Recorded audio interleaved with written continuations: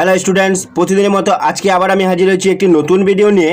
আজকে আমি আলোচনা করব সেকেন্ড সেমিস্টার এমডিসি পলিটিক্যাল সায়েন্সের সিলেবাস নিয়ে। তোমরা যারা আমার চ্যানেল নতুন তারা চ্যানেলটিকে সাবস্ক্রাইব করে নেবে, তাহলে সবার আগে নোটিফিকেশন তোমাদের কাছে পৌঁছে যাবে।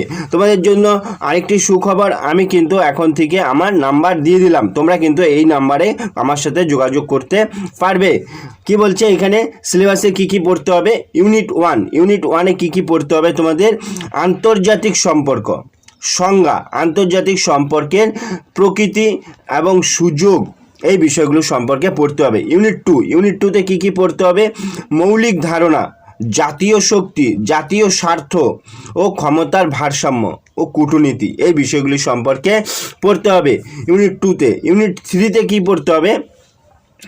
ঠান্ডা লড়াই বা ঠান্ডা যুদ্ধ কারণ ও প্রভাব, ঠান্ডা যুদ্ধের কারণ ও প্রভাব সম্পর্কে পড়তে হবে। এখানে কি কি পড়তে হবে? জাতিসংঘের সংস্থা এবং এর অঙ্গ, সাধারণ পরিষদ, নিরাপত্তা পরিষদ, সচিবালয়, আন্তর্জাতিক বিচার আদালত,